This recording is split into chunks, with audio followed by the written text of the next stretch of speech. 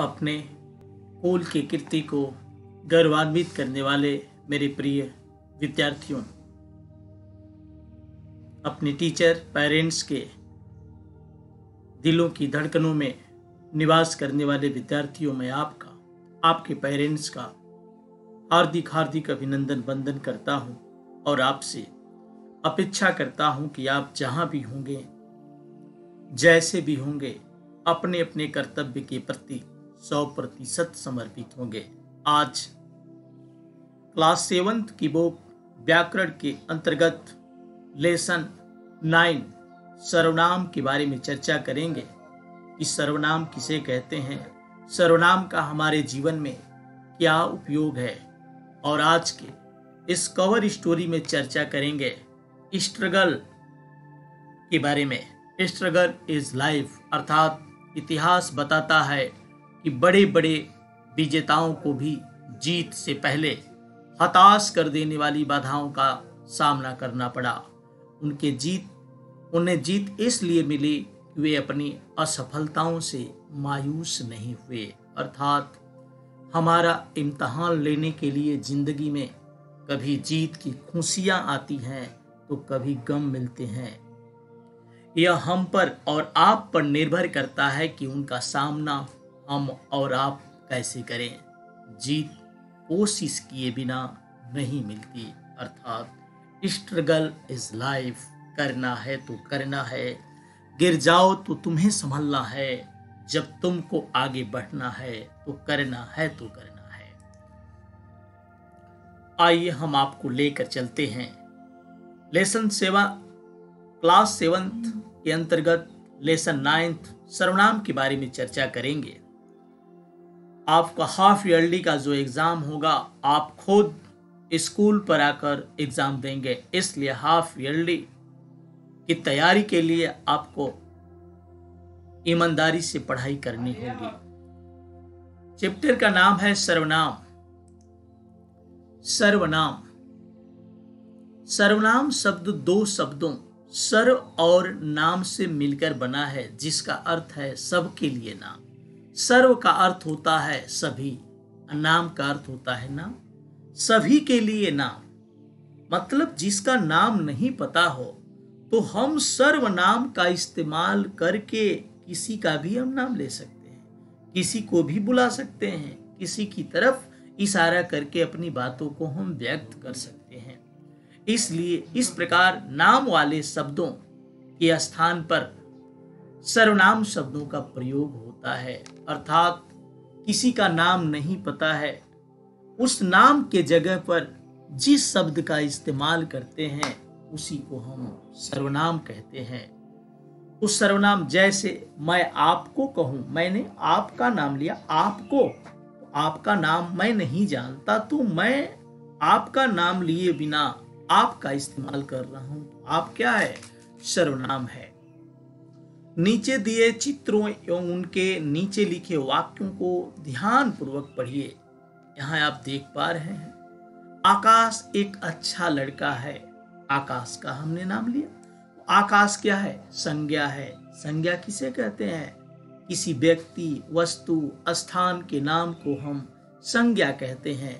तो आकाश नाम का जो एक लड़का है वह एक संज्ञा है। तो आकाश एक अच्छा लड़का है, ठीक, ये संज्ञा है।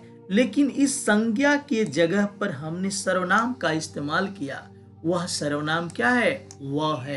वह कक्षा 7 में पढ़ता है।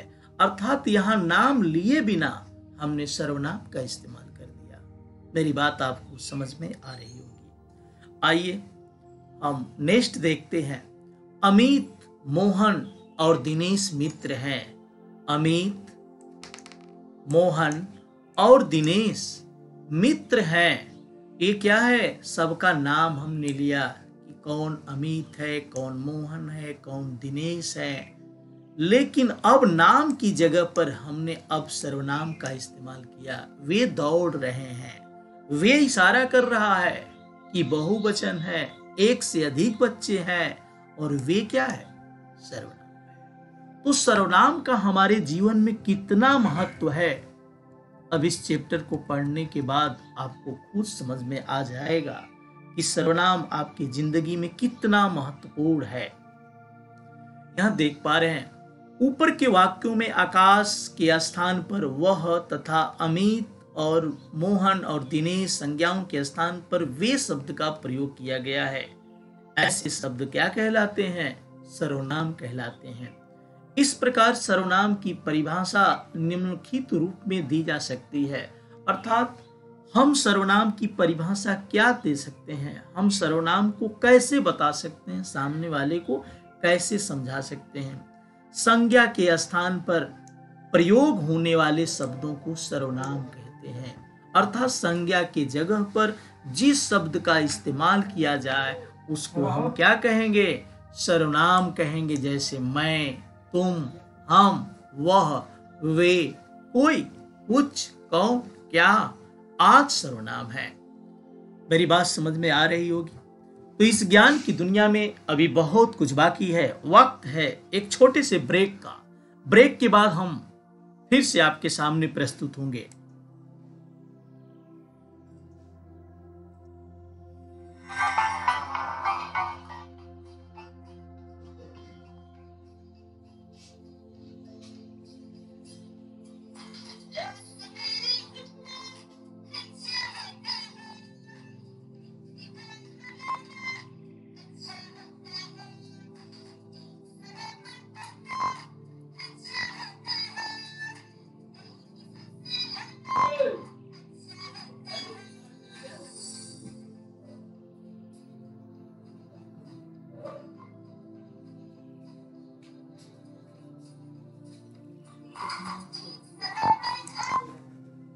तो ठीक समय पर खाना, ठीक समय पर सोना, ठीक समय पर खेलना अच्छा होता है। अगर आप अपने जीवन में ठीक समय पर सारे काम कर रहे होते हैं तो आप खुद महसूस करते हैं कि हम सबसे बेहतर हैं, सबसे अच्छा हैं। तो अपनी जिंदगी को गलत नजरिए से क्यों देखते हो? जब दुनिया में इतनी खूबसूरती है तो सिर्फ तुम बुराइयों को क्यों देखते हो? ऐसा नहीं कि तुम बुरे हो, बल्कि बुराइयों से दोस्ती करते हो।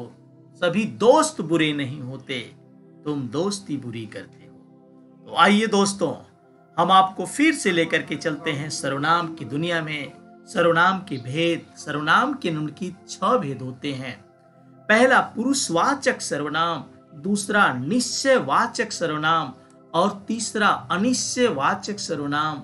चौथा है संबंधवाचक सर्वनाम, पांचवा है प्रश्नवाचक सर्वनाम, तो 6 नंबर पर है निजवाचक सर्वनाम। आपको मैं पहले ही इशारा कर चुका हूं कि जिसका जैसा नाम होता है उसका वैसा ही काम होता है।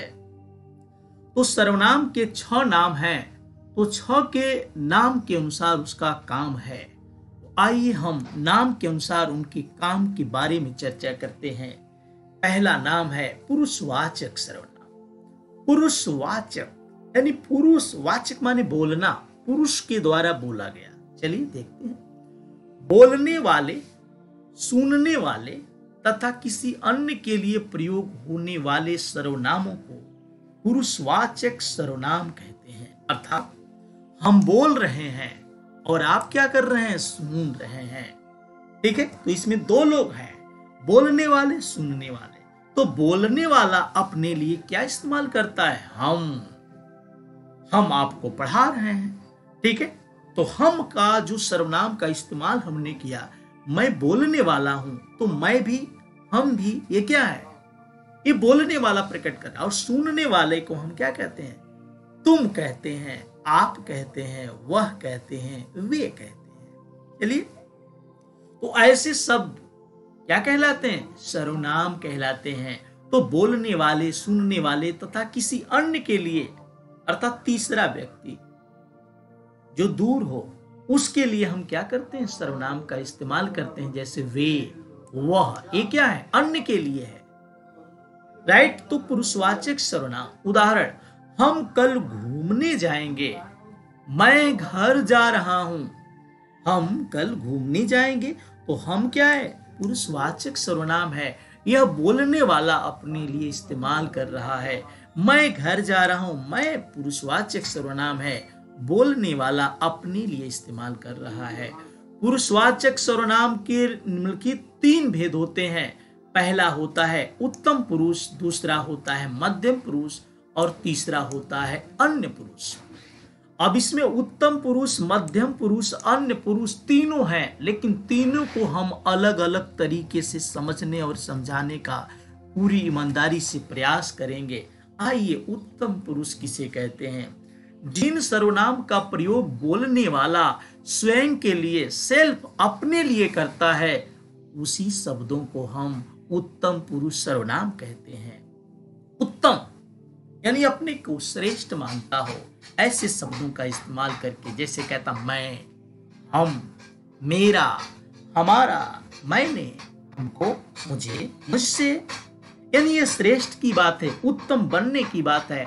तो बोलने वाला जब ऐसे शब्दों का इस्तेमाल अपने लिए करता है तो ऐसे सर्वनाम को हम उत्तम पुरुष सर्वनाम कहते हैं।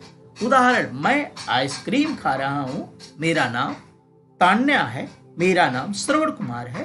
तो मैं और मेरा, ये क्या है? मैं अपने लिए इस्तेमाल किया हूं, इसलिए मैं, मेरा, हम, हमारा, ये सब क्या है? उत्तम पुरुष सर्वनाम है। मध्यम पुरुष, जिन सर्वनाम शब्दों का प्रयोग सुनने वालों के लिए किया जाता है, जैसे आपके लिए मैं इस्तेमाल कर रहा हूं जिस सर्वनाम का, वो मध्यम पुरुष सर्वनाम है। आप, तुम, तू, तुम्हें, तुझे भुला न पाऊंगा, तुमने, आपने, तुमको। जैसे मैं एक गाना गाऊं, चाहा है तुमको चाहूंगा हर पल, तो तुमको, ये क्या है? मध्यम पुरुष, आपके लिए मैंने इस्तेमाल किया। आप कल हमारे घर आइए, आप क्या है? मध्यम पुरुष, आपके लिए। तुम मसूरी से कब लौटे, तुम, मध्यम पुरुष। अन्य पुरुष, जिन सर्वनाम शब्दों का प्रयोग बोलने वाले या सुनने वाले के लिए न होकर किसी अन्य के लिए किया जाता है, वो अन्य पुरुष कहलाता है। वह, वे, उसे, तुम्हें, उसने, उन्होंने, उसको, उनको, आज। वह बहुत अच्छा गीतबाज है, तो वह क्या है? बोलने वाला न अपने लिए इस्तेमाल किया, न सामने वाले के लिए, वह सामने वाले से हटकर तीसरे के लिए इस्तेमाल कर रहा है। वे आपस में लड़ रहे थे, तो वे भी क्या है? अन्य पुरुष है, अन्य के लिए इस्तेमाल हुआ। तो पुरुषवाचक सर्वनाम में 3 सर्वनाम है, उत्तम पुरुष, मध्यम पुरुष, अन्य पुरुष। उत्तम पुरुष अपने लिए जब बोलने वाला जिस शब्द का इस्तेमाल करता है अपना नाम लिए बगैर, उसे उत्तम पुरुष सर्वनाम कहते हैं। और जब सामने वाले के लिए इस्तेमाल करता है जिससे वो बात कर रहा है, तो वह मध्यम पुरुष सर्वनाम होता है। और वैसे सर्वनाम जिनका इस्तेमाल न अपने लिए करता हो न सामने वाले के लिए, बल्कि दोनों से हटकर किसी तीसरे के लिए हो, वह अन्य पुरुषवाचक सर्वनाम कहलाता है। तो इस ज्ञान की दुनिया में अभी बहुत कुछ बाकी है, बहुत कुछ बाकी है, अभी बहुत कुछ बताना बाकी है। वक्त है आपसे विदा लेने का। जय हिंद, जय भारत।